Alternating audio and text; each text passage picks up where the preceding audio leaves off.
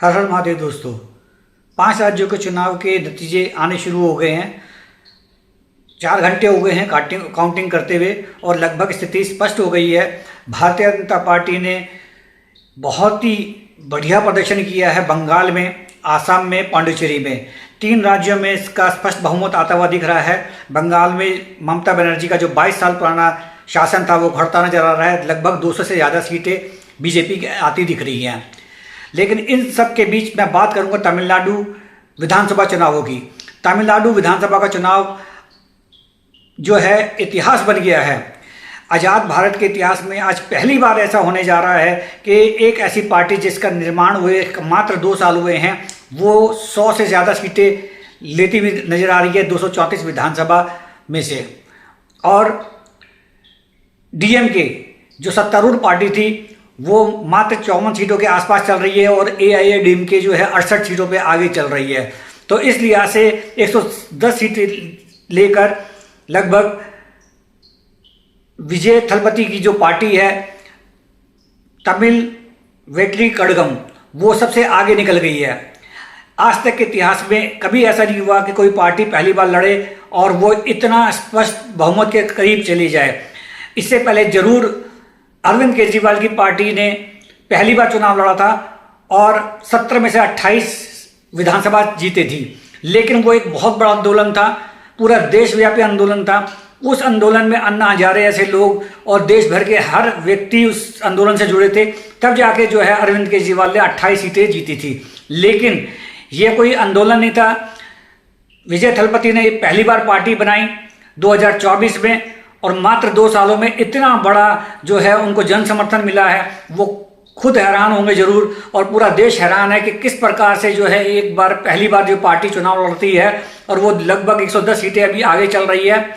तो भविष्य में जो है अभी आने वाले 2-4 दिनों में इस पर लगता है कि विजय थलपति जो है सरकार गठन जरूर करेंगे। अब वो सरकार गठन किसके साथ मिलकर करेंगे डिपेंड करता है। हाँ, डीएमके के साथ उनका विरोध रहा है, डीएमके के साथ तो उनका सरकार बनेगी नहीं मिलजुल के। एआईएडीएमके और बीजेपी का जो गठबंधन है उसके साथ लगता है कि सरकार बन जाएगी। इस प्रकार से लगता है कि 4 राज्यों में जो है बीजेपी की सरकार बनती दिख रही है। 3 में स्पष्ट बहुमत रहेगा, 1 में उनका समर्थन रहेगा। विजय थलपति कौन है? विजय थलपति जो है एक एक्टर हैं और 51 साल के लगभग उनकी उम्र है। 2 साल पहले 22 सितंबर को उन्होंने पार्टी बनाई और पार्टी का आप ये देख लीजिए कि कितना जबरदस्त वर्चस्व रहा, कितना जबरदस्त क्रेज रहा लोगों में कि 27 सितंबर की इनकी एक रैली में इतनी भीड़ इकट्ठी हो गई कि उसमें 40 लोग जो हैं मृत्यु हो गई उन लोगों की दबकर। तो इस प्रकार का विजय थलपति का क्रेज रहा। उनका चुनाव चिन्ह जो है सीटी है और उन्होंने ये स्थिति कर दी कि हर जगह जो कॉलम बनाए जाते हैं साउथ में घरों के बाहर, उन्होंने कहा उस कॉलम की जगह जो है सीटी बनाई जाए। तो लोगों ने घर के बाहर जो है कॉलम की में जो ओम बनाते हैं या किसी प्रकार का सुंदर चित्र बनाते हैं, घर घर में जो है सीटी के चित्र बनाए गए। विजय थलपति ने जो है आधुनिक प्रचार सामग्री का इस्तेमाल किया, सोशल मीडिया का इस्तेमाल किया। उन्होंने दिखा दिया कि चुनाव जो है अब पारंपरिक तरीके से नहीं लड़े जाएंगे और आधुनिक तरीके से लड़े जाएंगे। इसलिए उन्होंने टेक्नोलॉजी का बहुत ज़्यादा इस्तेमाल किया। उन्होंने रॉबर्ट का इस्तेमाल किया, चीन से रॉबर्ट मंगवाए और रॉबर्ट ने जो है विजय थलपति के लिए वोट मांगे। तो एक प्रकार से उन्होंने जो है अलग हटके चुनाव प्रचार अपना किया। अब विजय थलपति जो है अपने पार्टी के अकेले करता धरता है। उनके पास जो है उनके अलावा कोई ऐसा पार्टी का मास लीडर नहीं है जो उनके नाम पर वोट मांगे। तो विजय थलपति ने अपने से मिलते जुलते लोगों को चुनाव प्रचार के लिए खड़ा किया, उनके जो शमशक्ल जैसे लोग बनाए और तमिलनाडु के विभिन्न इलाकों में भेजा। तो वो भी एक स्ट्रेटेजी बहुत अच्छी रही। उनकी स्ट्रेटेजी देखने लायक थी कि एक ऐसा इंसान जो पहली बार लड़ रहा है चुनाव, जिसका राजनीतिक कैरियर कुछ भी नहीं है, जो वो 35 साल जिससे अपना फिल्मों में अपना समय दिया और वो एक पार्टी बनाता है। उस पार्टी बनाने के बाद भी इतनी अच्छी सीटें वो ले जाता है। तमिलनाडु में बीजेपी ने का प्रदर्शन बहुत अच्छा नहीं रहा।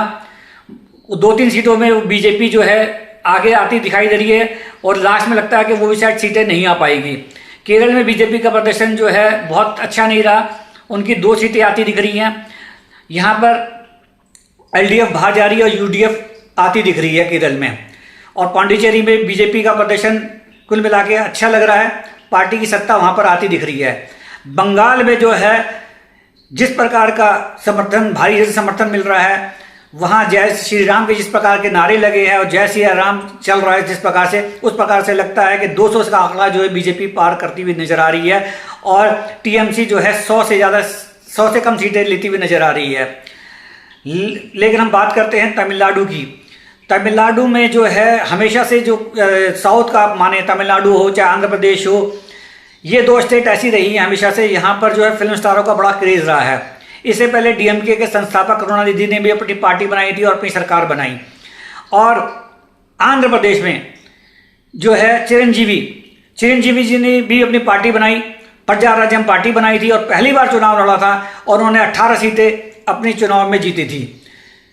और लेकिन उसका कुछ समय बाद जो है कांग्रेस में उन्होंने प्रजा राज्यम पार्टी का विलय कर दिया था। लेकिन वो भी उनकी एक बहुत बड़ी जीत थी कि पहली बार एक चुनाव पार्टी लड़ रही है और वो 18 सीटें जीत रही है। उसके मुकाबले अगर हम भारतीय जनशक्ति की पार्टी उमा भारती को देखें तो 230 विधानसभा उन्होंने लड़ी थी और मात्र 5 सीटें जीती थी।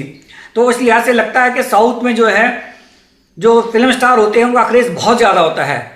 तो फिल्म स्टार के नाम पे बोले या एक बदलाव के नाम पे बोले, ये तो साउथ के लोग ही समझ पाएंगे या बता पाएंगे कि उन्होंने प्रजारंजन अपना तमिल विड्रेम कड़गम को जो वोट दिया टीवी को, वो किस आधार पर दिया है? क्या एक सुपरस्टार को दिया है या किसी बदलाव के लिए दिया है कि उनको अच्छा लगता है कि भाई शायद टीवी के जो विजय थलपति कुछ करेंगे।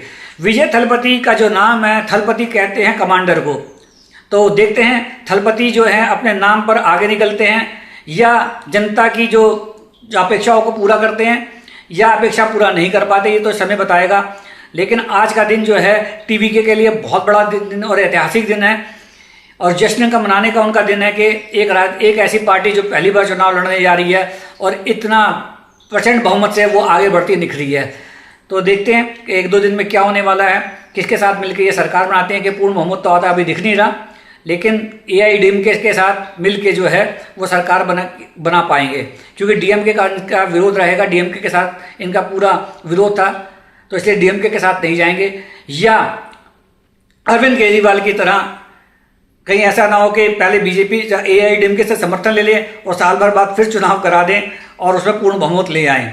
या ये भी हो सकता है कि अभी से ही वो समर्थन ना ले किसी का भी और दोबारा से चुनाव में चले जाए। लेकिन ऐसी संभावना बहुत कम दिख रही है कि वो किसी का समर्थन ना ले और दोबारा से चुनाव में जाएं। तो लगता है कि तमिलनाडु में एआईडीएमके और टीएमके की सरकार मिलजुल कर बनेगी और बीजेपी का उसको समर्थन रहेगा, क्योंकि बीजेपी के समर्थन लेने से जो है टीएमके को फायदा ये रहेगा कि केंद्र की सारी सुविधाएं उनको मिलेंगी, सारे लाभ उनको मिलेंगे, पैसों की कोई कमी नहीं रहेगी, सारा पैकेज वगैरह सब मिलेगा।